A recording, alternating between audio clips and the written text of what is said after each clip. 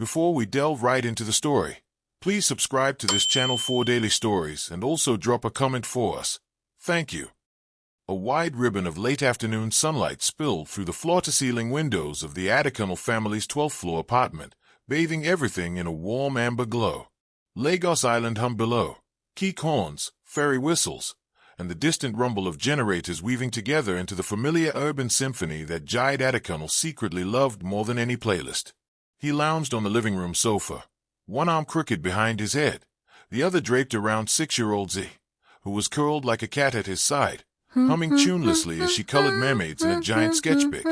4 paces away, 10-year-old Toby balanced ankle weights while practicing step-overs with a neon green football, counting aloud in a stage whisper, so no one thought he was bragging.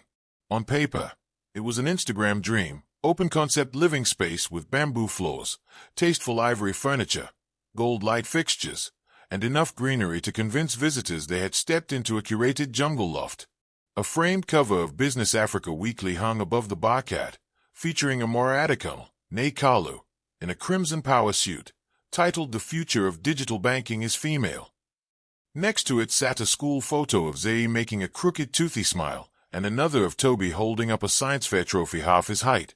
Even the smell, freshly baked chin-chin cooling in a bowl, seemed designed for envy. Yet beneath that glossy surface, tension had begun to coil like hot wire. It hissed between Jide and Amara during small, ordinary moments, the way she corrected his grammar mid-story, the way he sighed when she scheduled another late-evening call with European clients, the way their once legendary inside jokes now felt as stiff as rehearsed dialogue on a daytime soap. None of that was obvious this Friday, It was Adventure Eve, the family tradition Jide cherished. Every first Saturday of the month he planned an all-day surprise outing, revealed to no one until dawn. Sometimes it was kayaking near Takwa Bay, sometimes a cooking class in Lekki, once even a helicopter ride over Eat Mangroves because he landed a ridiculous Black Friday discount. Amara had initially loved the spontaneity. Her colleagues at the bank called her Mrs. Bucket List, but lately she treated the ritual like a pop quiz she had no time to study for. Now she swept in from the hallway, high heels clicking, blazer draped over her forearm, Bluetooth earbuds still glowing. Her braids were pinned in a tidy low bun, and the faintest tan crease on her forehead suggested hours under fluorescent office light. Jide sat up, heart quickening the way it always did when she appeared. "You are home early, gorgeous." "Early?" Amara checked her watch in genuine confusion. "It is past 6. She kissed Z's crown, ruffled Toby's hair, then floated into the kitchen. "I had to leave before someone dumped a Friday night fire drill on my desk." Jide followed, leaning against the counter while she rinsed a handful of grapes. "I made your favorite stew. Tilapia, plenty of scent leaf. House smells like heaven." "Thank you," she said, but the gratitude slid off her face too quickly, like a post-it losing its stick. "Tomorrow's itinerary, any clues?" "None," he replied, feigning sternness. "Top secret as usual." Zay piped up from the living room. "Daddy hinted it involves animals." "Z." Jide groaned playfully. "You just spilled national security." Amara offered a small laugh, but her eyes were on her phone, scrolling through email subject lines that flew by like ticker tape. "Animals as in zoo or safari or what?" "You will see." Jide reached to slip the phone from her fingers, playful. She stiffened, not enough for the children to notice, but he felt the jolt. He withdrew his hand. They ate around the glossy walnut table while sunset bled into indigo. Toby rattled off facts about the Super Eagles World Cup qualifiers. Zay announced she planned to gift her teacher a seashell tomorrow. Never mind, there was no sea in sight. Amara nodded in the right places but remained oddly distant, as if her mind were already drafting Monday's strategy deck. Halfway through dessert her phone vibrated again. She glanced, then excused herself to the balcony. Jide cleared plates. Through the sliding door he could see her silhouette lit by the city lights, one arm folded, the other gesturing sharply while she spoke in clipped murmurs. It struck him that she looked like an actress in a commercial for a life insurance brand, accomplished, poised, alone. When she returned, the children had disappeared to brush teeth. Jide wiped the counter, letting the silence linger until it almost echoed. "Everything fine." "Same old," she said. "Regulators on my neck. Auditors digging. It never ends." "Want me to make tea?" I am good. She loosened her collar and Saturday Jide. Have you thought more about protection? He frowned. Protection? For our assets, she clarified. The markets are wild. You are exposed. Stocks, crypto, that real estate syndicate. Maybe we ring-fence some things in a trust, in case something unexpected happens. Jide laughed softly. Are you predicting doom? I am being pragmatic. He remembered when pragmatism had been one of the traits he adored in her. Now it sounded like a synonym for worry. The only unexpected thing coming is tomorrow's adventure. He winked. I booked us a conservation tour at Lekki Conservation Center. We will walk the Canopy Bridge, feed orphaned monkeys. Eco-friendly family fun. That trust can wait. She forced a smile. Sounds wonderful. But later that night, while the apartment slept and the distant generators wound down, Jide lay awake replaying her words. Protection, ring fence, in case. They were not the vocabulary of romance. They were the vocabulary of retreat. Morning punched through the curtains earlier than expected, crisp and golden. Jide brewed coffee, whistling an Afrobeat tune. Zay burst in wearing a lion print romper, roaring theatrically. Toby strutted behind her in a safari hat he built from cardboard. Adventure energy crackled. Amara emerged last, suitcase in hand. Not a hiking pack, an actual leather weekender. Jide frowned. You packing snacks? Her expression wavered between apology and resolve. I have a leadership offsite in Victoria Island. They called late last night. I cannot miss it. Silence hardened the air. Even the blender seemed to pause midway. We planned this weeks ago, Jide said quietly, mindful of the children's wide eyes. I know, and I am sorry. She crouched to hug Zui. Rain check, princess. You will love the monkeys. She cupped Toby's cheek. Take pictures for me. Zui's voice trembled. But Mommy, the bridge is scary. You promised to hold my hand. Amara's mouth pinched. She stood. Toby, be big brother today, yes. Toby, sensing adult undercurrents, nodded stiffly. Jide opened the door. Words stuck like thorns. He wanted to say, they could have rescheduled, or you have staff for this, or even as that phone call last night why you suddenly need asset protection. None felt safe. Amara kissed his cheek, leaving the faint scent of coconut oil. We will talk tonight. Then she was gone, heels echoing down the hallway. Z sniffed. Are we still going?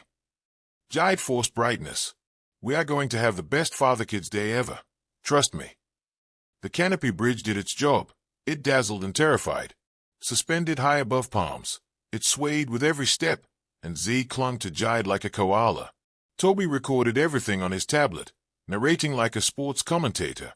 Afterward they watched peacocks, fed tortoises, and picnicked under an almond tree. For a few hours the void Amara left felt like a manageable dent rather than a crater. But that evening, she did not return. 8 p.m. turned to 10 to midnight. Texts delivered but read receipts never materialized. Calls rang unanswered. Jide sat on the balcony sipping lukewarm tea. The city a constellation of neon and headlights below. Worry gnawed, but anger gnawed harder. He opened his banking app and stared at their joint account, noticing an unfamiliar debit from earlier that morning. Just a hotel charge. Maybe for her offsite. Maybe something else entirely. He closed the app, breathed deep, reminded himself trust was the oxygen of love. Still, oxygen could ignite a blaze if a spark landed wrong. Inside, Z rearranged plush toys into two camps, Mommy's team and Daddy's team, then made them wave at each other across a Lego river. Toby hacked at virtual zombies on his console with ferocious concentration. At 1 a.m. Amara texted, still in sessions. Stay awake if you can. That was all. No apology, no emoji, no promise of pastries in the morning. And Jide, staring at the cold blue glow of the message, understood something fundamental had shifted. Their marriage was no longer a single story. It was now two narratives running in parallel, their pages barely touching at the edges. He walked to the children's room, watched them sleep, their faces soft, untroubled. He vowed then that whatever storm was brewing, he would be their umbrella. He whispered a silent prayer, one his grandmother taught. May my roof never collapse while my children are inside. When he finally crawled into bed, dawn was already bleaching the horizon. Adventure Eve had ended, but the real adventure, the kind without brochure photos or neatly packed snack boxes, was only beginning. He closed his eyes, unaware that in less than 48 hours the edifice of his life would split open like a rotten beam, and everything he thought unshakable would tumble into free fall. Monday arrived draped in heavy gray clouds that threatened rain but never delivered. Jide usually greeted the start of the week with a joke for the receptionist, a double espresso for himself, and a mental list of small miracles he intended to spark in the lives of his team. But that morning, as his Toyota Corolla purred through the security gate of Zenith Access Microfinance Bank's Victoria Island headquarters, an odd prickle ran down his spine, like the hush that settles seconds before a classroom prank detonates. The lobby felt different too.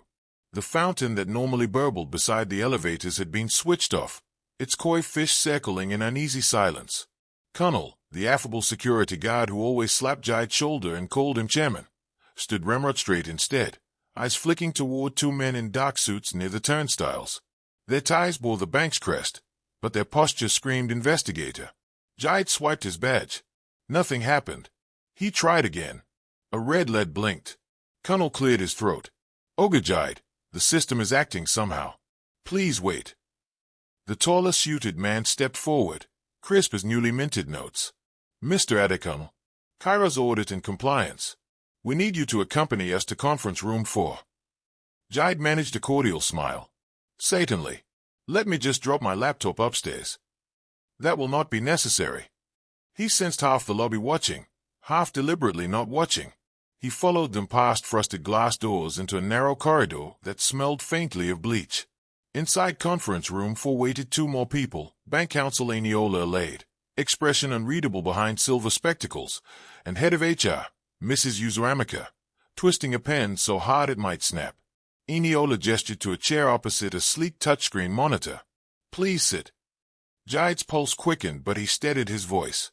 "Someone will tell me what this is about, yes?" Eniola tapped the screen. Up popped a spreadsheet of foreign currency remittances. Rows highlighted in yellow. "You authorized these 10 transfers to a shell entity in the Isle of Man over 6 weeks." Jide scanned the figures, each about $4,000 to $5,000. The payout address looked unfamiliar. "This is the first time I am seeing this file." "Your digital signature and unique token were used," Eniola said. "That token never leaves my hardware wallet, which is locked in my desk." Yuzo Amica slid a clear evidence bag onto the table. Inside lay Jide's physical security token, scuffed, dead screen. His stomach dropped. "Where did you find that?"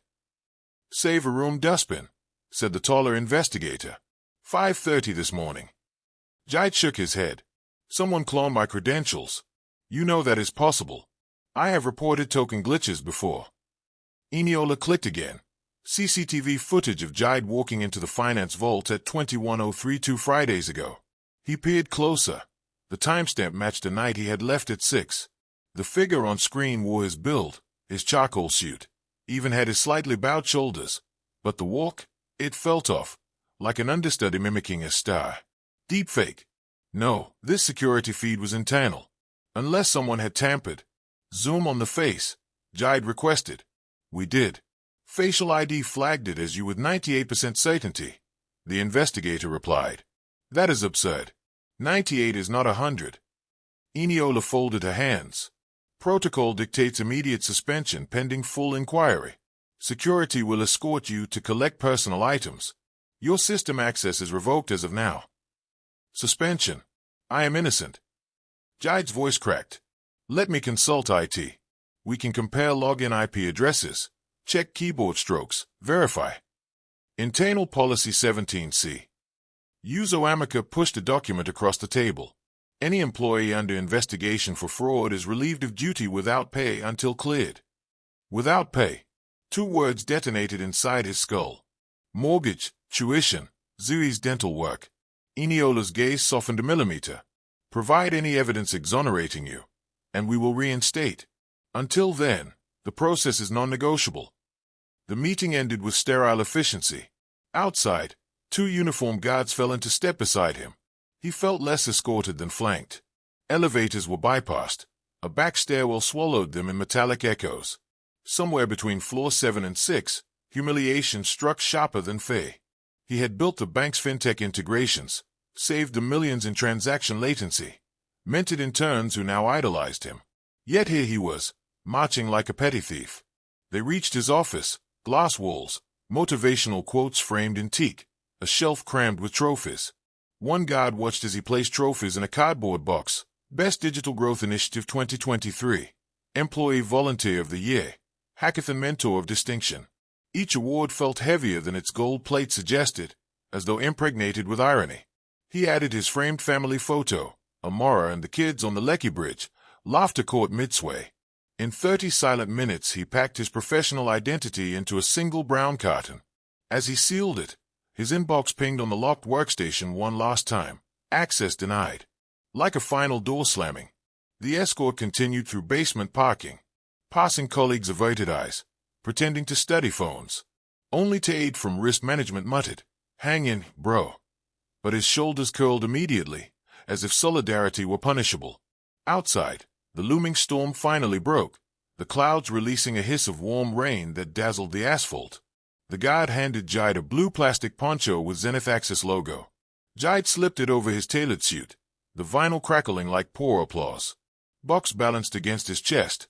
He trudged to his car amid shimmering puddles, each step echoing the loss of status, certainty, equilibrium. On Third Mainland Bridge, traffic crawled under slanting sheets of water. Windshield wipers fought valiantly. Still, Lagos blurred into abstract streaks, billboards, Danfo buses, hawkers selling plantain chips. Jide gripped the wheel, replaying every security protocol he had ever taught juniors: never share tokens, never sign after hours, never leave workstation unlocked. None of it explained missing hardware or counterfeit footage. His phone buzzed. Amara. Relief surged. He needed her calm logic. "Hey, love," he answered. "What is this email from HR?"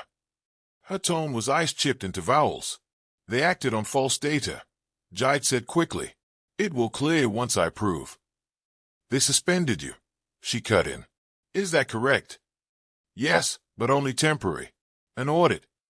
"Jide, do you realize what this could do to our credit rating? The reputation hit." "Reputation? Not are you okay? Not come home. Let me hold you." "I know how it looks," he replied, forcing steadiness.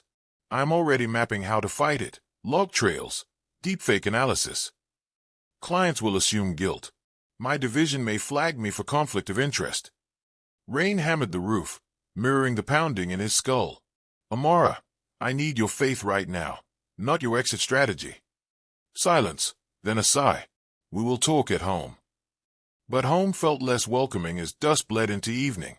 He packed, shoulders aching, and climbed 12 flights because the elevator was out again. Each step conjured discouraging questions. Would the kid sense disaster? Could he pay maintenance fees? Would Amara ever see him the same way? The apartment door opened on Toby practicing keep-ups. The ball skittered away as he spotted the cardboard box. "Dad, did you get fired?" Jide knelt, box perched on one knee. "I got suspended." "Different thing." "Suspended like Neymar when he punched that fan." Toby's eyes widened. "Something like that, but grown-up version." "Did you punch someone?" Z asked, appearing behind her brother. "No punching. Just confusion." Amara emerged from the bedroom wearing gym leggings, as if stress could be jogged away. She glanced at the box but offered no hug. "We will discuss later," she told the kids. "Homework, now."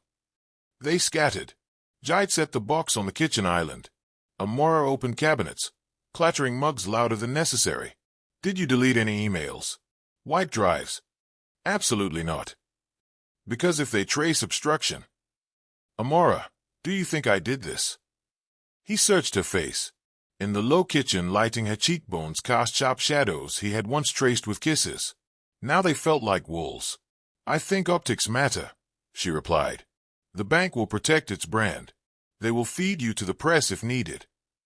"Then stand with me," he said, voice cracking. "Tell colleagues, board members I meant it. Vouch for my character." She closed the cupboard with a soft click. "Character is not admissible evidence." He recoiled as if slapped. Years of shared dreams, whispered confidences, all reduced to risk assessment.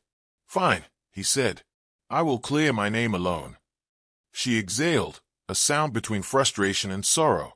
Until then, we should discuss contingency. My salary covers mortgage but not tuition. We might need to move funds from your crypto portfolio. I already sold half to cover next quarter's expenses, he muttered. Amara's eyes flashed. Without telling me. I was protecting liquidity. He meant, I was protecting us. But the pronoun had shrunk. Z appeared clutching her sketchbook. Mummy, draw with me. Later, baby. Amara's phone chirped. She checked it, thumb hovering. I have a board call. She disappeared down the hall. Jait sagged into a chair, rain-wet pants clinging uncomfortably.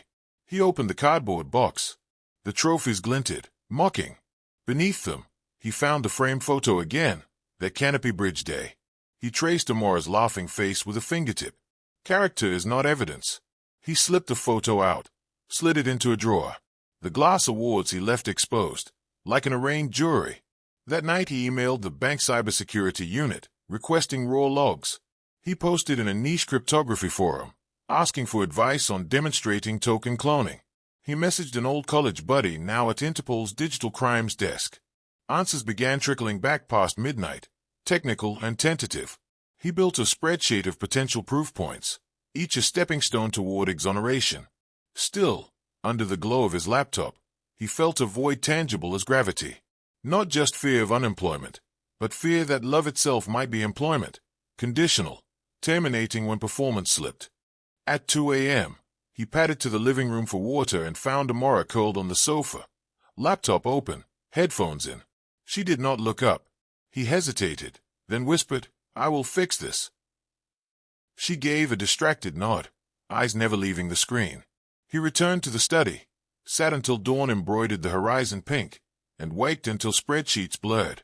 When he finally closed his laptop, exhaustion settled like wet cement. He tiptoed into the children's room, kissed sleeping foreheads, breathing in their innocence. In their faces he found a lifeline. Whatever storms roared, he would anchor them. By Tuesday lunchtime the story leaked. Senior tech lead suspended over offshore scam, screamed a fintech gossip blog. Comment sections filled with thumbs down and eye-roll emojis. Half the country eager for schadenfreude. His WhatsApp pinged with old classmates fishing for gossip disguised as concern. He ignored most, except one, Musa Suleiman, security, retired. Olga, I hear bad gist. If you need anything, call me. Musa, the 70-year-old guard he once drove home during the end SRS curfew.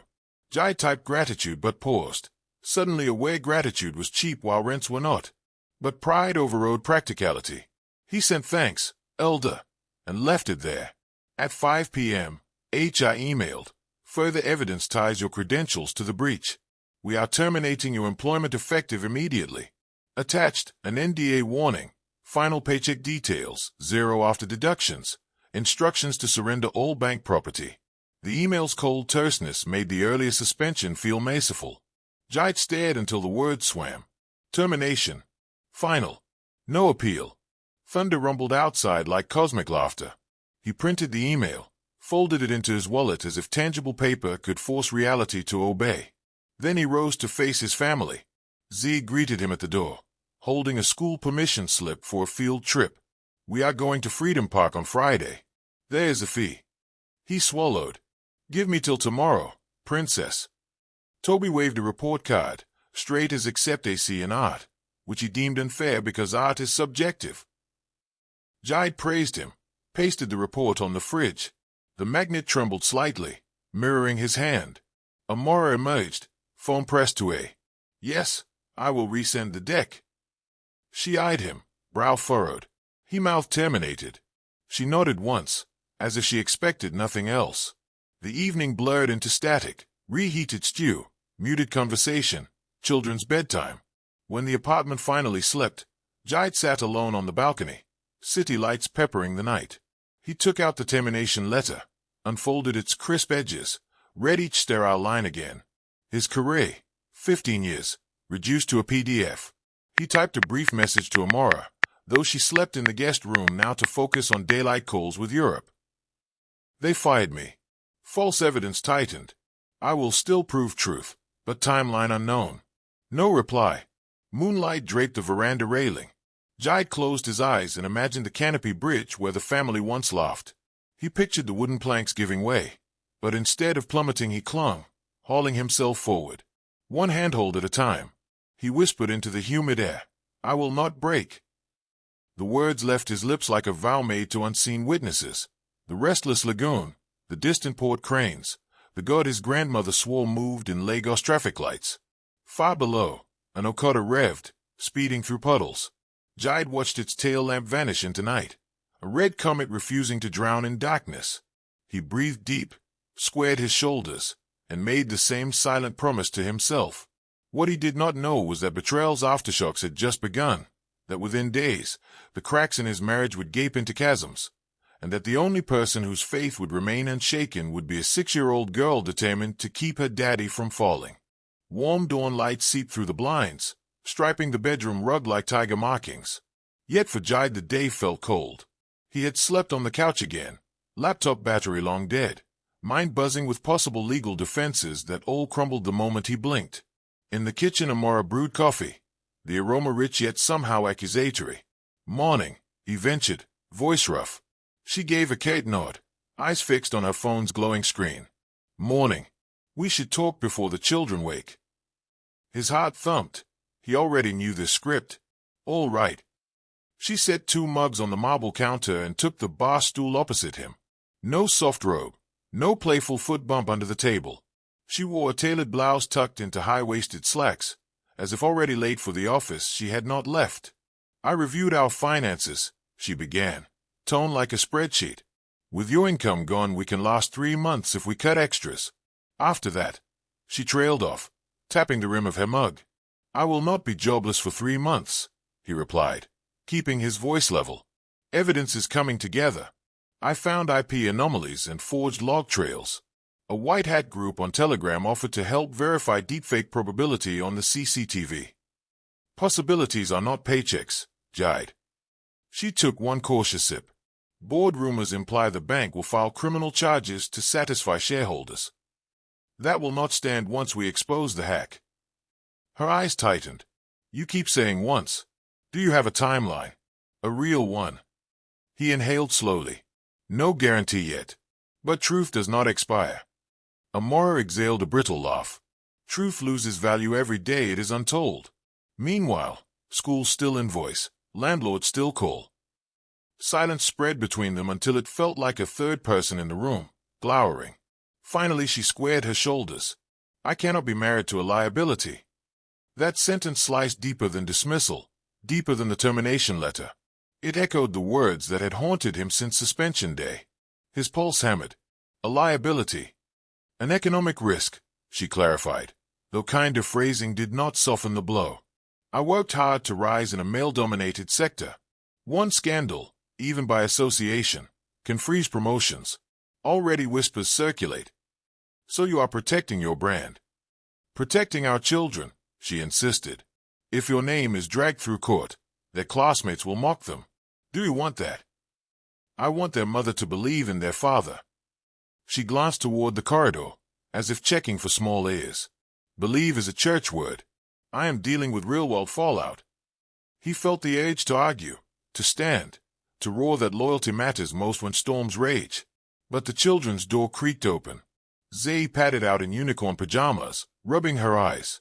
Toby followed, one earbud dangling, already dribbling his football across the living room tiles. "Good morning, champions," Jide said, summoning Che. Z hugged his leg. "Daddy, can we have pancakes?" "Pancakes coming right up." He ruffled her braids. Amara pushed off the stool. "Let us make it quick. I have a 9 o'clock call." She tapped Toby's shoulder. "Pack your sports kit after breakfast. We are leaving in an hour." "Leaving where?" Jide asked. "To my cousin's place in Ikeja," she said, not meeting his eyes. "They have extra rooms. It is quieter for schoolwork." Jide froze, spatula midair. "You mean a weekend visit?" "I mean until this resolves." "Amara, that is over an hour commute each way. The children's school is on this island. Toby's new term starts next month. They can transfer. My cousin knows the principal at St. Gabriel's." New school, new district, new life. The skillet sizzled louder than his racing thoughts. You discussed this with them. Toby understands, she said, turning to her son. He paused his bull, gaze darting between parents. Jide crouched to meet his boy's eyes. Is this what you want? Toby lifted one shoulder, the universal shrug of a child eager to avoid conflict. Mom says it is temporary. Zay clutched Jide's hand tighter. I want to stay with Daddy. Amara's jaw clenched. Zee, sweetie, you will have fun in Ikija. Nanakayama has a big yard. Zay shook her head. I stay with Daddy. Emotion surged in Jide's chest. Gratitude, sorrow, fierce protectiveness. He looked at Amara. Let her decide. Amara exhaled sharply but gave a short nod. Fine. Toby comes with me. Z stays. It felt like a custody hearing delivered in pajamas. Jide swallowed the lump in his throat. When are you leaving? After breakfast. The packing process was brisk, clinical. Amara folded Toby's uniforms into a wheeled duffel, slid textbooks beside cleats, zipped it shut with finality. Toby tried to joke about having his own room, his own bathroom, but his smile faltered whenever he glimpsed Z clutching his stuffed lion, eyes shiny. Jide carried the duffel to the door, heart dragging behind. Call every night, he told his son. Video, not just voice, so I can see your handsome head. Toby nodded, cheeks puffing as he held back tears. At that moment he looked 5, not 10, and it shattered Jide. They hugged long, father imprinting courage on son's back. Amara emerged with her weekender bag, the same one she had wielded on Adventure Eve, and scanned the living room one last time. Her gaze paused on the cardboard box of trophies still sitting on the island. She reached to run a fingertip across the dusted glass of one award, then withdrew as if banned. I will settle bills with the landlord before month end, she said. Money is tight, so please, limit expenses. Jide bit down retorts. Drive safe. She took Toby's hand. The boy waved at Z, mouthing I will call. Z waved back, lower lip trembling. The door closed. The latch clicked, echoing through the apartment like a gavel. Jide stood motionless until Z whispered, Daddy, do we have to move too? He knelt and pressed his forehead to hers. We are not moving. His voice almost cracked. This is still our home. Reality, however, cared little for declarations. By Friday the landlord issued a polite yet pointed notice, rent 3 weeks overdue, late fees accruing. Utility bills followed. Jide listed household items on an online marketplace, unused treadmill, spare television, designer handbag Amara rarely carried. He wrote descriptions with marketer flair and set prices fair. Within hours a buyer messaged, offering cash and instant pickup. Saturday afternoon the buyer arrived, jovial, chewing bubble gum, claiming his driver waited downstairs. He inspected the treadmill, nodded, then asked to test it before paying. Jide plugged it in. The man jogged a few seconds, declared it perfect, and handed Jide a paper envelope. While Jide counted, the man lifted the treadmill's front end, feigning to check wheels, then asked for a flathead screwdriver to detach the console. Jide ducked into the kitchen. By the time he returned, the man and treadmill were gone. Only the envelope remained, stuffed with crisp, blank sheets of newspaper. Shock numbed him before anger ignited. He ran to the balcony in time to see a pickup truck accelerate away, treadmill strapped in back. He yelled, useless. Downstairs security shrugged apologetically. The buyer had signed in under a fake name. Z found him minutes later, hands clutching his shirt. Daddy, what happened? He forced calm, palm smoothing her braids. Daddy made a mistake, that is all. They spent the evening eating Indomie noodles in the living room picnic style, watching an old cartoon on mute while Jide brooded. When Z fell asleep on the couch, he carried her to bed and sat beside her, listening to her gentle breaths. She had chosen him. He would not fail her. Sunday morning brought eviction papers slid beneath the door. 30 days. Jide read them with steady eyes, then brewed tea and considered his dwindling options. Pride whispered to call friends, but shame shouted louder. He opened WhatsApp and found Moose's message. With trembling thumbs he typed, Elder, about that help. I may need a place short term. Musa replied within minutes, My boy, my door is open. Come. He sent an address in age, an industrial edge of the city that most island dwellers dismissed as too far. Jide scanned the apartment, sunlight glinting on trophies, the kids' drawings taped to the fridge, the balcony where he once toasted anniversaries. He inhaled memories, exhaled resolve. He would leave before forced, leave with dignity. He packed only essentials, clothes for him and Z, laptop, external drive, a jar of honey Z loved, and the family photo from the cardboard box. The trophies he left behind, they belonged to a life currently on hold. When Z awoke, he knelt to her height. "We are going on an adventure," he said, injecting Che. "Remember when we talked about real camping? This is like that, simpler, but fun." She studied his face, then nodded with surprising maturity. "As long as it is with you." They rode a packed Danfo across the mainland bridge, Z dozing on his shoulder, head bobbing each pothole bump. As the high-rise skyline shrank behind, Jide felt part of his former identity peel away. Skyscraper suits, air-conditioned boardrooms, artisanal coffee culture, vanishing in the rear view, replaced by corrugated roofs, open drain canals, and the pungent energy of hustle. Musa waited outside a weather-worn compound, cane in hand. Age stooped his back, but his eyes sparkled. He clasped Jide's shoulder, bowing his head to Zay. "Princess, welcome." The room he offered was small, peeling paint, single bed, flickering bulb, but clean. A rusted fan buzzed in the corner. Zay pressed her face against the single window, watching children skip rope in the alley. She smiled. Musa brewed ginger tea on a kerosene stove, while regaling them with tales of his village. When he stepped out to prep his dinner, Jide sank onto the bed, exhaustion crashing over him. Yet amid the fatigue flickered relief. Here was shelter hard-won, not charity but kindness returned. Z crawled onto his lap. "Daddy, we will be fine." He kissed her forehead. "Yes, my brave girl." Then softly, like a promise to the dim ceiling, he added, "This is temporary. I will rise again." Outside, dusk spread indigo across a sky unburdened by high-rise glare. Somewhere a moss coal drifted over rooftops, mingling with the metallic clang of distant workshops. Life continued, chaotic yet unconquered. And deep within Jide, beneath layers of doubt, a spark of determination caught flame. He had lost status and comfort, but not purpose, not faith, and certainly not his daughter's unwavering trust. That trust was gold, untaxed, undebased, eternal. With it he would buy their future back. He pulled the thin blanket over Zay and whispered, "Sleep, star girl. Tomorrow the work begins." The buzzing fan spun, a weary sentinel over father and child embarking on a hard new chapter.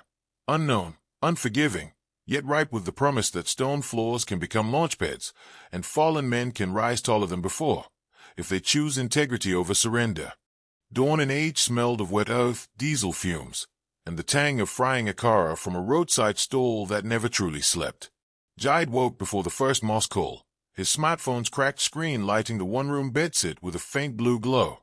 Zay still slept, limbs splayed like a starfish, blanket kicked to the floor as usual. He watched her chest rise and fall, slow, steady, untroubled, and promised the walls once more that she would never taste the bitterness swirling in his gut. In the corridor outside, bare feet shuffled, buckets clanged at the communal tap, and distant roosters competed with generator hum. Musa tapped lightly at the doorframe. "Morning, my boy. I know someone who needs strong arms." Jide pulled on frayed jeans. "Anything honest, I am ready." They boarded a molubus that growled like a wounded bull, metal sides scarred by years of abrupt braking. The ride to the construction yard on the city's fringe lasted 40 minutes, but felt double, crammed between sacks of cement and apprentices brandishing rebar like spears. At every pothole the whole vehicle groaned and passengers toppled into one another, laughter mixing with curses.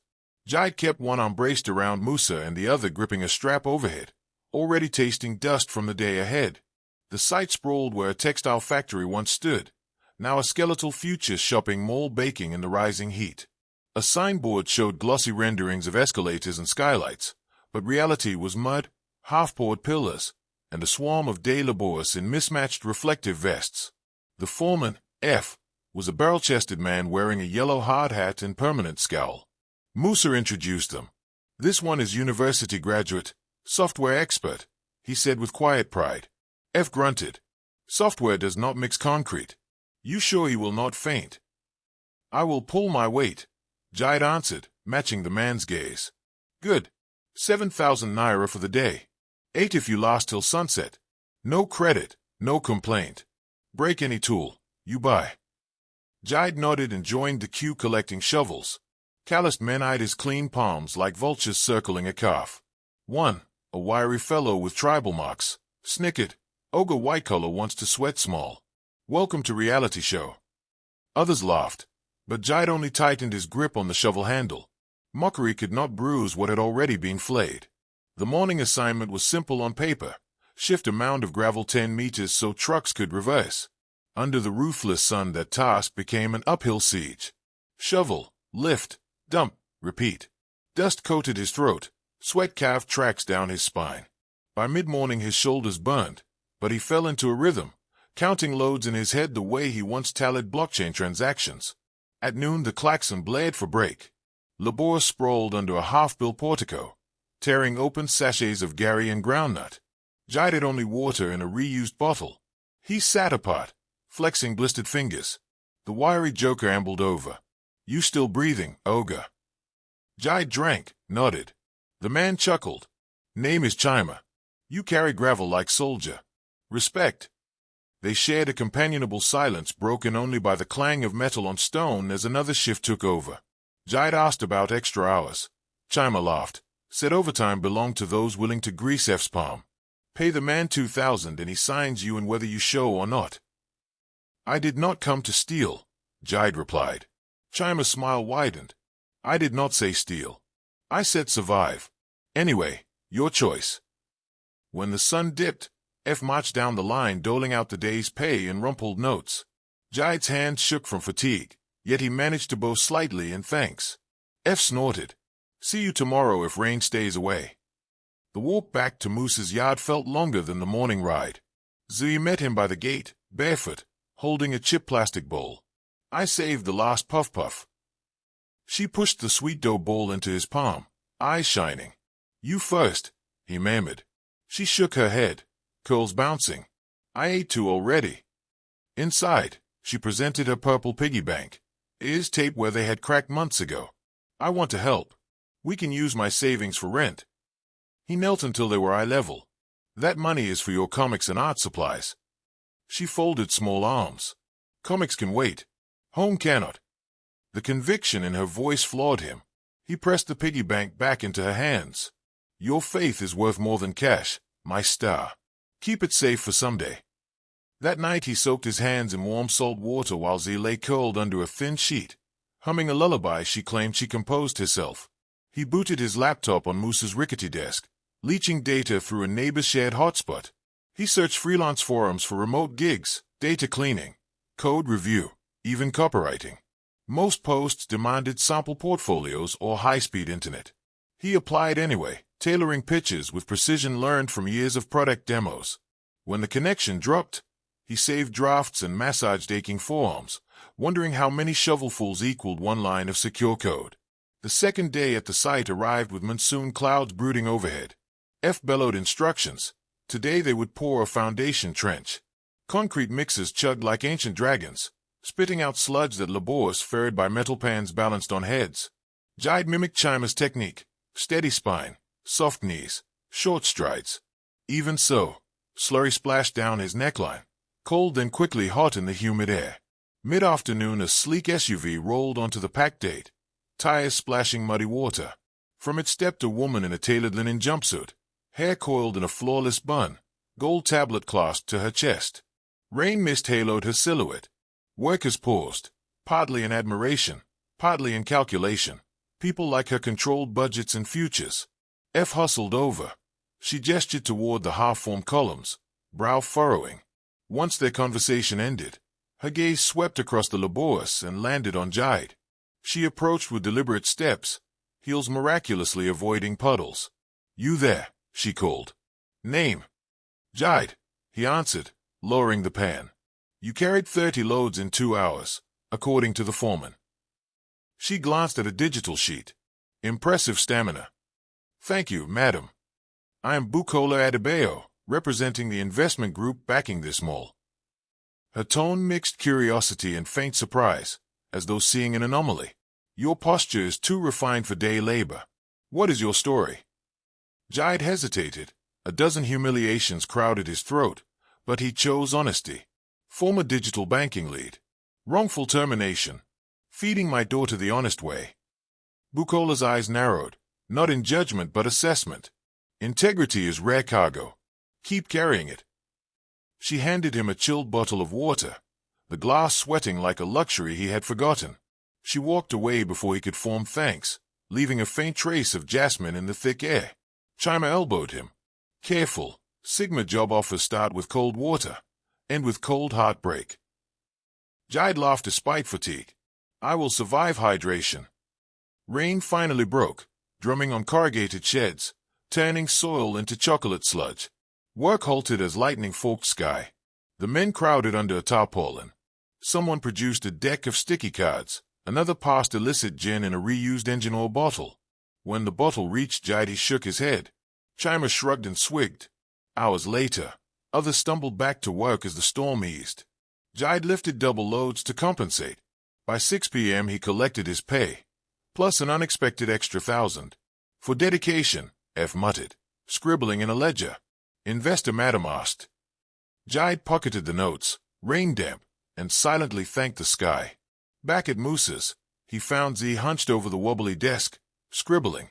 She had drawn a comic strip, stick figure dad wearing a cape, lifting a cement bag while villains wearing bank insignia glowered. Beneath it she printed, My dad is stronger than lies.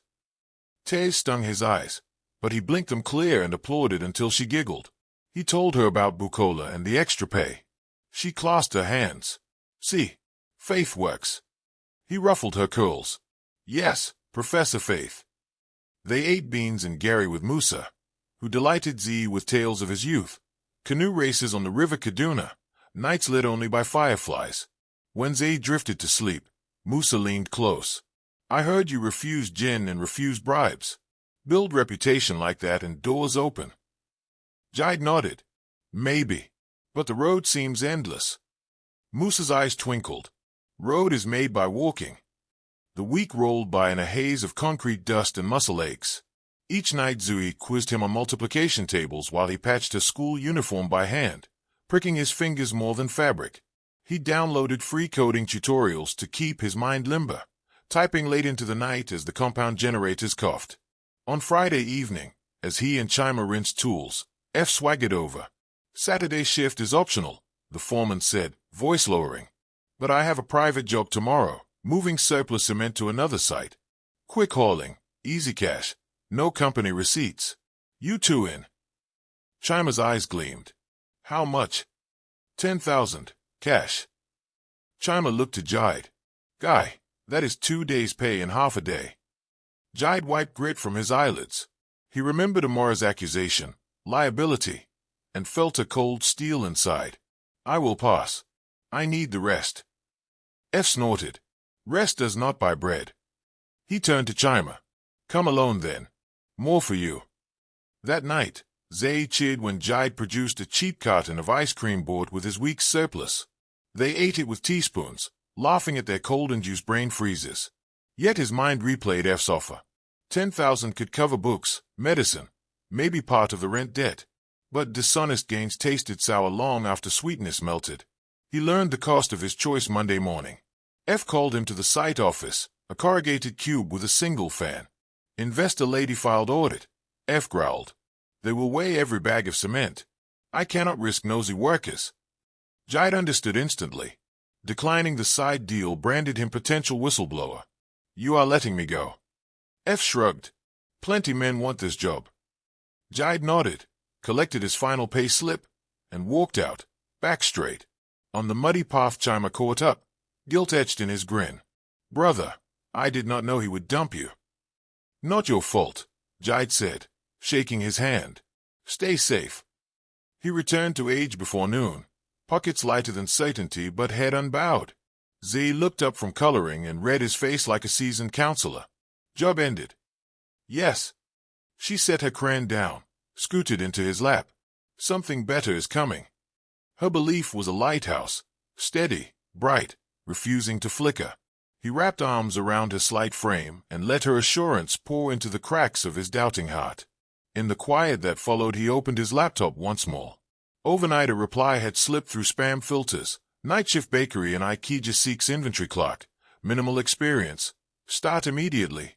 Weekly pay. He smiled. Honest work again. This time indoors, away from F's shadow deals. He tapped a response and hit send. Z leaned over his shoulder. Is that the something better? Maybe the next stepping stone, he answered. She held out her tiny pinky. Promise me you will not give up. He linked hers with his. Never. The fan rattled overhead, stirring stale air into hopeful eddies. Beyond the window, clouds parted to reveal a slice of clean blue sky. It felt like a quiet nod from the universe, an unseen hand saying, keep walking, the road is indeed made by each step. A crisp Monday dusk settled over Ikija, tinting the low clouds violet as Jide and Z stepped off the crowded minibus in front of Royal Half Bakery. The air smelled of rising dough, caramelized sugar, and melted margarine, scents so rich they made Z's stomach rumble aloud. Neon letters flickered above a wide roller door where pallet crates waited like silent soldiers. Workers in haynets darted past, lugging trays of donuts glistening with glaze. A mustached man in a flour-dusted polo shirt strode over, thumb tucked behind his apron belt. You the new night clerk? Yes, say. Jide Edekal. Call me Mr. Pascal. Clock in at 7 sharp. Finish at 5. Pay is 8,000 naira a week, plus a loaf to take home each dawn. Lift anything heavier than 10 kilos if the load is slack, and no complaints. Questions? None. Pascal's gaze slid to Zeri. Bakery floor is no creche. She will stay with a neighbor till I retain, Jide said, hoping confidence masked truth. The neighbor was Moose's cousin, whom he had met only once. He knelt and hugged Zeri. Back before sunrise. Brush teeth. Pray. Lights out by 9. She patted his cheek, pretending Stan. Yes, Captain. Her bravery never ceased to humble him. Inside, the bakery was a cathedral of stainless steel machines. Conveyor belts inched along with rows of rising loaves. Mixers churned mountains of dough in glass kettles. Proofing cabinets exhaled warm, yeasty breath. White dust swirled like snow whenever a loader thumped flour sacks. Jide's post was a plywood desk wedged beside the exit. An ancient desktop computer blinked amber, its keys sticky with syrup.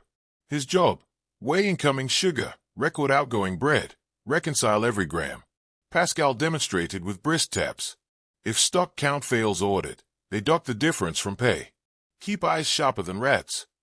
He slapped Jide's shoulder and vanished into the oven hole where orange flames danced. Jide scanned the ledger, numbers needed first, then sloppy toward midnight. He sensed why Pascal hired quickly. Errors threatened the margin. He cracked his knuckles and began, checking each bag, logging lot numbers. The work required precision, a comfort he had missed. Yet fatigue stalked him. Last week's construction grind still echoed in his muscles. At 11, loader started a rap battle near the freight door, thumping crates like drums. Jide felt the rhythm pull at his eyelids, but he kept counting, printing receipts, stapling manifests. A little after 2, midway through tallying a stack of pastry boxes, a hush rolled over the floor. The rap stopped mid-verse. The night supervisor, Madame Folklore, marched in with heels clicking staccato on the concrete. Rumor among loaders whispered she once managed a 5-star hotel kitchen before an ugly lawsuit. She inspected the belt, jabbed a thermometer into a tray, then noticed Jide. New clock, she said, voice cool as refrigerated cream. Show me your last hour's figures. He slid the ledger across. She scanned, eyes flicking. Bag 24 listed at 20 kilograms. It weighed 19.8 earlier. Jide pulled the scale log, 19.8 at receipt. Loader wrote 20 by habit. Folklare's brow arched. You adjusted. Yes. Accuracy matters. A pause stretched. Then a ghost of a smile touched her lips. We will get along. At 3, Pascal returned, wiping sweat. I like speed. You work fast. Better to work right, Jide answered. Pascal grunted approval. Finish early and you can nap in the packing room. Jide pushed through to the oven hole. Heat slapped him as dozens of loaves slid down chutes. A skinny boy barely older than Toby hefted trays whose metal edges seared faint red. He staggered. Instinct propelled Jide forward. He steadied the tray, guiding it to the cooling rack. The boy mumbled thanks, palm blistered. "You need gloves," Jide said. "My pair tore," the boy whispered, fearful. Jide peeled off his own threadbare work gloves, pressed them into the boy's hands. Returned them at sunrise. Dawn limped closer. Jide's head thrummed from exhaust fans and sugar haze, but counts balanced perfectly. Pascal handed the week's pay and stapled notes, slid a warm brioche into Jide's backpack, and dismissed him with a Kate nod. Outside, the sky light into pewter. He hurried to the minibus rank, half of Lagos already jostling for seats. 30 minutes later he reached age, lungs aching for sleep.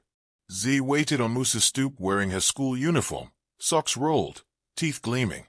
She pressed a handmade paper medal onto his chest, best bred hero. The heart she drew in red crayon managed to refill his drained spirit. He walked her to the compound gate where a volunteer shuttle ferried children to the local public school. Zayi squeezed his hand. "I dreamt you baked a cake so tall we climbed it like steps to heaven." He laughed. "Maybe one day." She boarded the bus, waving until she vanished in the dust cloud. Morning drifted into late afternoon as Jide slept, dead to the world.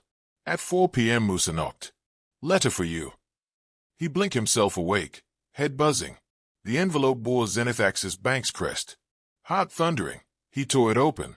"Owing to new forensic evidence, we have referred your case to the Economic and Financial Crimes Commission. You will be contacted for questioning."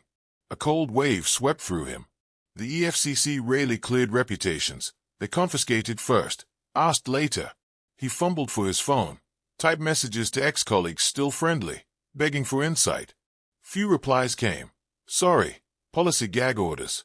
He paced the cramped room. Every sweep of the fan felt like a countdown blade.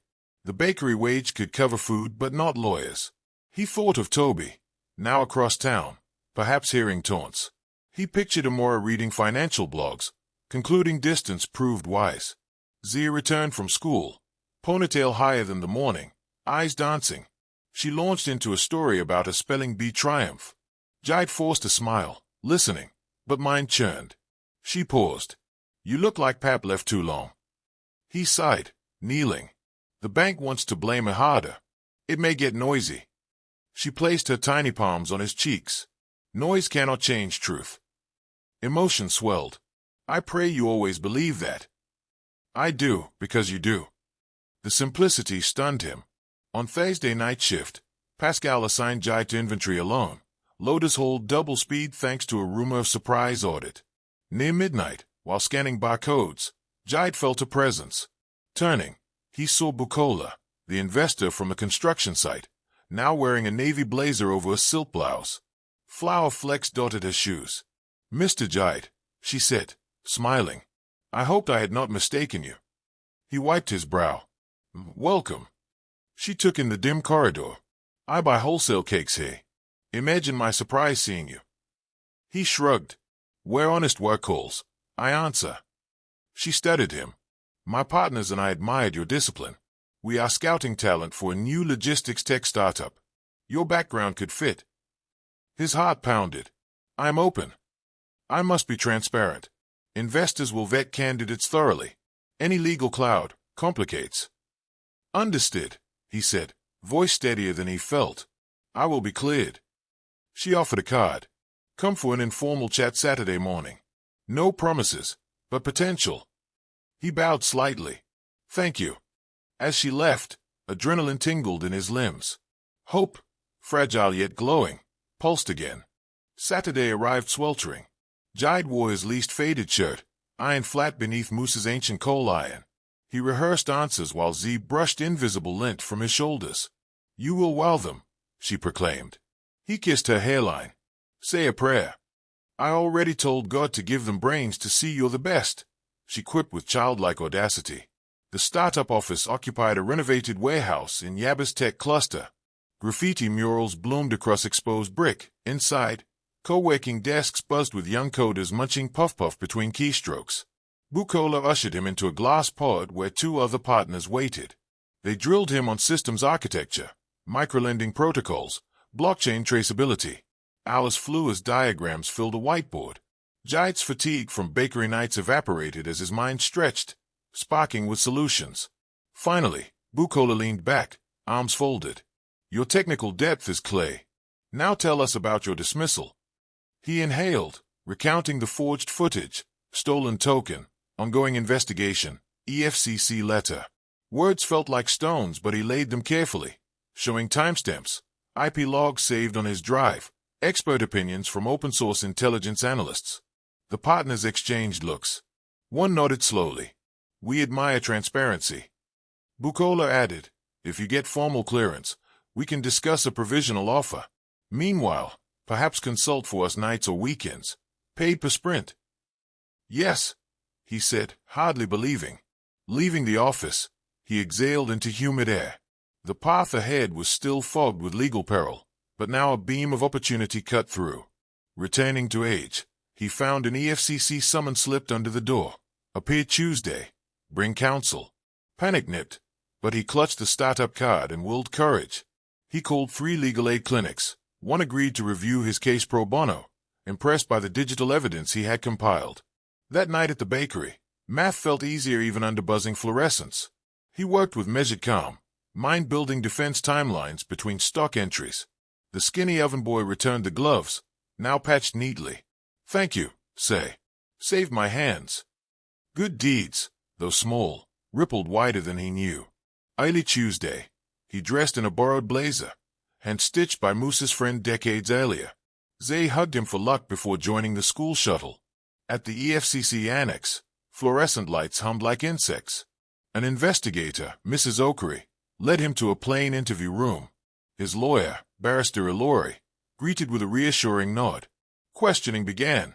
Okri projected the vault footage.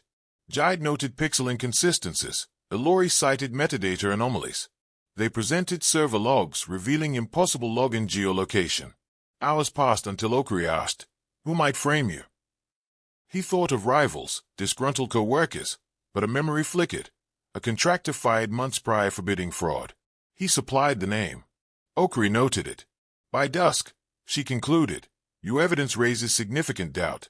We will suspend actions pending further verification. Relief washed over him like cold rain on burnt skin. Outside, his phone vibrated. A message from Bukola. How did it go? He typed, positive. Case under reconsideration. Her reply came quickly. Come tomorrow to finalize consultancy paperwork. He reached Age to find Zay pacing, clutching a folded note. Mom came, she blurted. Shock staggered him. Amara. Hey. Z handed the note. I heard about EFCC. Call when ready. No day, no love, only clip concern. Yet concern nonetheless. He breathed deeply. I will call her tomorrow, he told Z. Will she come live with us? That choice is his, he said gently. Z sighed. As long as we stay together. He pulled her close. Always. As night wrapped the city, Jaid opened his laptop, adding new evidence to a secure drive, drafting intake notes for the startup sprint. The fan clattered overhead like a creaky metronome marking the tempo of his second descent. He rubbed sore wrists, but pain felt different now, less like shackles, more like training weights. He closed his eyes, thinking of dough rising, of code compiling, of truth surfacing. Around him, the one-room bedsit seemed to expand, because dignity made any space larger. Tomorrow promised fresh battles, yet also fresh bread, fresh hope. And as long as Z's faith burned beside him, he knew the darkest furnace could only temper, never consume. Tuesday night collapsed into Wednesday dawn before Jaid's mind stopped sprinting. He drifted to sleep wrapped around Z's paper-thin blanket, yet rose after barely 3 hours, adrenaline snapping him awake. If the EFCC found even a hair of contradictory evidence, yesterday's reprieve could flip to indictment. He needed more allies, louder ones. After walking Z to the shuttle, he rode a keek to Yaba and spent the morning at a legal clinic copying affidavits, bundling his digital logs into printed exhibits, and signing open-source analysts' written attestations that the CCTV sequence gaps aligned with deepfake splicing. Barrister Ilori guided each signature like a maestro, ensuring pagination matched chain of custody protocol. When they finished, Jaid's fingers ached from writing his name, but the case file now looked weightier than rumor. Outside, humid air shimmered. Bukola's startup sat only 3 blocks away. She had asked him to stop by afternoon. He arrived sweaty but determined. Inside the reproposed warehouse, coders in bold Ankara hoodies clustered around a wall-sized sprint board covered with sticky notes. Bukola waved him into a smaller room, where an angular man with wireframe glasses paced. "This is Rotimi, our compliance lead," she said. Rotimi studied Jaid's file. "We're liaised with a digital forensics lab. Your evidence aligns. We can hire you as an external architect on probation. 6-month contract, remote, paid monthly." Hope flickered. "Thank you." Bukola raised a finger. "Condition 1. You stay transparent about any EFCC updates. Condition 2. No moonlighting for direct competitors. Condition 3. Start tonight on a scoping dock." He agreed on the spot. They handed him a slim company laptop plus a prepaid data bundle. It felt like receiving a key back into his old world, one coded variable at a time. That evening he wrapped his bakery shift at dawn, caught a nap, then brewed strong coffee and opened the Sprint template. The work flowed, diagramming microloan routing, outlining blockchain custody, mapping risk flags. He toggled between spreadsheets and code until Z returned from school, then paused to quiz her on spelling. She asked to read his secret project. He sketched a castle whose walls were lines of code, explaining how each reinforced honesty. Her eyes widened. "So if a bad guy breaks one line, the next wall still stands." "Exactly," he smiled. "Integrity by design." Just before midnight he emailed Bukola the draft. Minutes later she replied with a thumbs-up emoji and a brief, "Great start. Meeting at 9 tomorrow for revisions." The simplicity of praise, absent for months, lifted his spirits higher than any stimulant. At the bakery the loaders noted a subtle change. Jaid still logged every gram, but his posture no longer sagged. Madame Folklore noticed too.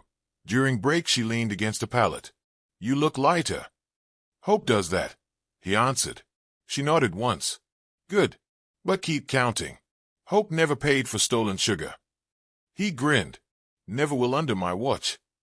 2 nights later, near 3 in the morning, a hush rippled through the bakery. Pascal strode in with a stranger, a corpulent man in mirrored sunglasses despite the fluorescent glare. Pascal introduced him as Mr. Bello, new procurement partner. Bello eyed the inventory desk, then flashed a tight smile. "We can save the bakery a fortune if counts become flexible." Jaid stiffened. "Flexible how?" Bello tapped a manicured finger on the ledger. "Round weights up by 1 kilo each sec. Surplus goes into my private channel. You still mark balance. No one checks." Pascal crossed his arms, implying endorsement. Jaid's jaw clenched. 2 weeks ago, 10,000 naira tempted him. Now bigger money dangled in front of him during a probation he could not risk. "Sorry, I do not doctor numbers." Bello's smile vanished. "Think carefully. Night clocks come and go." Jaid met his gaze. "I will go, then." Pascal muttered a curse. "Bello funds my overtime budget." Jaid handed his half-filled ledger to Folklore, who had appeared silently. "I resign effective immediately." Folklore looked at Bello, then at Pascal, disgust blooming on her face. "If he resigns, so do I." Pascal's mouth opened, no words emerging. Bello scoffed and strode out. Pascal chased him, pleading. Workers paused, awaiting fallout. Folklore turned to Jaid. "Get your last pay from accounts in the morning. You stood up for the books. That matters." He exhaled, partly relieved, partly terrified. Without the bakery wage, rent and food balanced on the startup contract alone. Outside under pre-dawn stars, he texted Bukola. Had to leave bakery due to attempted fraud. Available extra hours. Reply came seconds later. Ethics validated. We can shift you to full-time contractor sooner. Discuss at 9. Gratitude surged. He hugged himself against the dawn chill, realizing that saying no had just opened a bigger yes. Saturday broke with Harmattan dust blowing off the Sahel, frosting rooftops in pale grit. Jaid set up a borrowed plastic table beside the window for a real home office. Zee christened it Daddy's Command Center and decorated the monitor frame with star stickers. Musa contributed an ancient swivel chair whose squeak sang every time Jaid shifted, yet stability trumped silence. At 9, he joined a startup video call. Bukola, Rotimi, and a third face, an American venture capital analyst named Lydia, filled the screen. They grilled him on scalability, then on personal resilience. Lydia asked, if funding delays salaries 3 months, what would you do? Keep building, he said. Value accrues before revenue. Rotimi smiled. Board loves that line. Bukola concluded. Contract updated. Startup equity vesting after 6 months. Health coverage included. Pay doubled once EFCC issues a letter of clearance. Jide muted quickly, swallowing emotion, then unmuted to accept. As the call ended, Z burst from behind a curtain, confetti of notebook paper raining down. We celebrate. Musa shuffled in with a tin of Milo. Hot chocolate for our chief architect. Life still balanced on threads, but each day those threads felt woven into a stronger rope. On Tuesday afternoon, Jide received a WhatsApp voice note from Toby, crackling audio of his son cheering during school practice followed by, Dad, I scored 2 goals. Mom clapped. We miss you. Hearing his boy's voice sent an ache through his sternum. He recorded congratulations, projecting calm, though he wondered what stories Amara told about their separation. Later that night, Z finished homework then asked a sudden question. Did Mom leave because you are poor now? Shock tightened Jide's throat. Money challenged us, but love should not fail. Z nodded slowly. Then maybe love was sick. Maybe, he admitted, marveling at her clarity. But we can heal, even if we are apart. Z exhaled. I wish everyone healed. He held her close, silently agreeing. Midweek, Bukola messaged. Urgent. Need a late-night debugging session at office. Can you come? Jide hesitated. Age to Yabba at night meant dangerous commutes, and he had promised Z stability. Musa overheard and waved a dismissive hand. Go. I will guard the princess like a lion. An hour later, Jide arrived at the warehouse. Servers beeped like restless birds. A memory leak bug threatened their demo scheduled for a global accelerator. Jide dived into the code, tracing recursive functions until dawn. At 5:45, he compiled a patch, temperature graph stabilized. Bukola, bleary-eyed, clasped his shoulder. You saved our pitch. He grinned, exhaustion clouding his eyes. Stack traces are easier than politics. Thursday morning he staggered home clutching a takeaway pack of croissants for Zay. Musa met him at the gate with worried brows. Police came after midnight, asking for Jide Edekunle. Alarm shot through him. What did they want? Only said report of stolen electronics from bakery. They will return. Jide sighed. Pascal's retribution clearly grew claws. He opened his laptop, forwarding his resignation log and Folek's witness statement to Barrister Ilori. The lawyer responded, if police approach again, give them my number. False claims are intimidation tactics. Still, tension coiled in his stomach. That evening Amara called. Her voice crackled with unresolved emotion. I heard police visited. So Pascal spreads lies now. Jide answered evenly. I am taking Toby to my parents' house in Enugu for midterm break, she said. Distance from drama may help. He swallowed. Take care of him. I will clear my name. Silence. Then she asked in a small voice, are you eating well? He blinked. I survive. I can send groceries. Pride flared then fizzled into pragmatism. Fresh fruit would help Zui's immunity. I will arrange delivery, she said, tone gentler. They hung up without solving anything, but the call left a sliver of warmth. Saturday dawn delivered a box of oranges, apples, and 2 blocks of Gouda cheese. Z squealed at the bounty. They made grilled cheese sandwiches, sharing triangles while Jide calculated how to stretch remaining funds. That evening, an email pinged from EFCC. Preliminary findings support fraudulent activity by former contractor Julius Aluko. Case file updated. You may collect interim clearance letter Monday. Jide exhaled a prayer, eyes stinging. He forwarded the mail to Bukola and to Amara. Replies flew back. Bukola wrote, incredible news. Pay raise triggered. Amara simply sent 3 folded hands emojis. Zay danced around the room chanting, Justice, Justice. They celebrated with a Milo toast.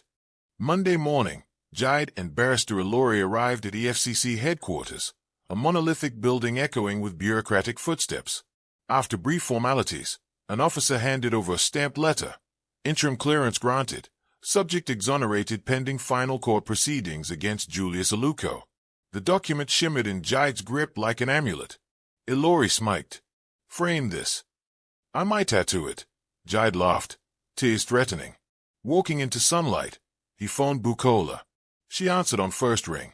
We just signed a term sheet with a Tier 1 venture capital firm, she said, voice trembling with exhilaration. Your clearance seals the governance tick. They want you as regional director of engineering, Abuja hub. Time slowed. Abuja, new city, highest salary, housing allowance. When does it start? Next month. We will fly you up to tour the facility. He thanked her, heart hammering.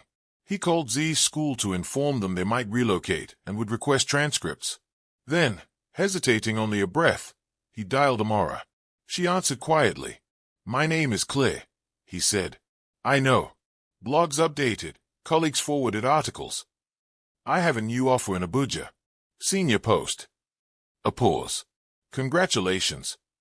I want to keep co-parenting peacefully. Z will come with me. We can agree holiday schedules. Her voice cracked. What about us? He inhaled. We can discuss, but forgiveness does not equal reunion. Amara whispered, I understand. She ended the call gently, but sorrow radiated through the silent line. At home, Zay squealed over the news, though she asked, Can Musa come too? Musa chuckled, patting her head. Old bones prefer Lagos, but I will visit. Within days, movers arrived to collect their few belongings, mostly books, Z's art, and Musa's parting gift, a refurbished fan he insisted they take. The new apartment in Abuja's Jabi district came furnished, courtesy of the startup's relocation package. On the flight north, Zay pressed her nose to the window, gasping at clouds like mountains of cotton. Jide squeezed her hand, marveling at the journey from eviction notice to executive relocation in less than 12 weeks. Abuja greeted them with wide boulevards lined by blooming jacaranda. The company driver whisked them to a gated estate, where a 3-bedroom duplex waited, walls still scented with fresh paint. Z darted through rooms, claiming one with morning sun for her art corner. Orientation week blurred, briefings, orientation, biometric registration. Jide met his engineering team, coders from Ghana, Kenya, Rwanda, each brilliant and eager. Late one night, after their first sprint stood up flawlessly, Rotimi led a toast with suya skews and ginger sodas. To Jide, Rotimi declared, the backbone we almost lost to corruption's jaws. Jide raised his bottle. To everyone who builds walls of integrity, one brick at a time. Cheers echoed through the empty office corridor. Friday evening, he sat on the terrace watching Z ride a borrowed bicycle, wobbling but fearless. A crisp Harmattan wind carried faint laughter from neighboring families. Jide opened WhatsApp. Toby had sent a photo, him holding a silver medal from Inter-House Sports. Beneath it, wish you were here. Jide's chest tightened. He messaged back congratulations and promised to visit Enugu next break. He set the phone down, pondering how success gained could not mend every fracture. Yet he felt grounded, not weighed, by that truth. Darkness spread across Abuja's skyline when his phone rang. Caller ID, unknown. He answered, voice cautious. Good evening, Mr. Adekunle. The baritone was unfamiliar yet formal. I am Chief Operating Officer at Zenith Access Bank. We owe you a colossal apology. Jide's breath caught. The board accepted full liability. We want to reinstate you, compensate lost wages, and issue public exoneration. Jide gazed at Z pedaling under streetlights. Thank you. I accept the apology, but I am committed elsewhere now. Silence. Then, we respect your decision. Expect compensation within 48 hours. After hanging up, Jide exhaled long, as if releasing the last knot of resentment. Within 48 hours, 10 months of salary and a damages bonus landed in his account. He donated part to Musa's neighborhood health clinic and funded Z's future art scholarship. News of his redemption rippled beyond professional circles. One Thursday afternoon, as he wrapped a code review, the receptionist pinged. Visitor named Amara Adekunle requesting entry. Jide's heart skipped, but he approved. Amara entered the glass office, elegance intact yet humility softening her shoulders. She held a brown envelope. I wanted to deliver these. She placed divorce papers on his desk. Originally, I couriered them out of Faye. Now, I withdraw them, if that is still possible. Jade's throat tightened, memories surfacing, nights on the balcony alone, Z's tiny arms offering hope. He gestured to a chair. Sit, please. She sat, eyes shining. I was selfish, driven by optics. Seeing you rise despite everything made me confront my own cowardice. He listened, the ticking wall clock marking heavy seconds. I love the father you are, she continued, voice trembling. I lost sight of the husband you could still be. I do not expect immediate forgiveness, only a chance to prove loyalty unmarred by circumstance. He folded his hands. Co-parenting will always stand. As for us, I need time. Trust regrows slowly, like a felled tree. She nodded, tears pooling. I will wait, and I will show our children what resilience in love looks like. They parted with a gentle handshake that felt like both goodbye and beginning. That weekend Toby flew from Enugu, eager to see Abuja. Jai took both children to Millennium Park. Z guided her brother around manicured lawns, boasting about her new school and the art teacher who promised to frame her lion painting. Toby poked fun at her northern accent already forming. Later, they visited the startup office. Toby sat at Jai's desk, eyes wide at multiple monitors. I want to build games like this, he declared. You will, Jai assured him, thinking how seeds of aspiration sprout in safe soil. On Sunday, Amara joined them for church service then lunch. Conversation felt cautious but warm. Z presented her mother a drawing of 4 stick figures holding a giant heart. Family heals, she had written above. Mid-month, Bukola requested Jai to accompany her to a panel at an entrepreneurship summit. On stage, he shared his story. How false evidence nearly sank him. How integrity and community resurrected him. The whole fell silent when he quoted Z's words, "Noise cannot change truth." Thunderous applause followed. A journalist caught up afterward, asking if he blamed Amara for leaving. He chose his words carefully. Fear makes us human. Courage makes us whole. We all have moments of weakness. What matters is the journey back to strength. The quote later trended on Nigerian tech Twitter, sparking debates on marriage, failure, and redemption. Amara texted, "Your grace humbles me." He replied with a simple, "Thank you for listening." 6 months later, Abuja's dry season baked the city, yet Jai's life brimmed with bloom. He awoke each dawn before sunrise, jogging beneath bougainvillea arches while brainstorming code solutions.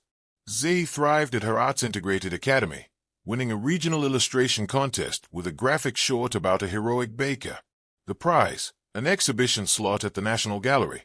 Jai attended the opening, eyes misty as patrons praised the bold colors and honest themes. One curator whispered, "Your daughter channels resilience." He nodded, thinking she merely mirrored what she had given. At the startup, Series A funding closed at $4 to $5 million. Bukola became chief executive, Rotimi, chief compliance officer, and Jai accepted promotion to vice president of engineering for West Africa. On announcement day, confetti cannons burst in the office lobby. Rotimi handed Jai a plaque that read, "Character is code."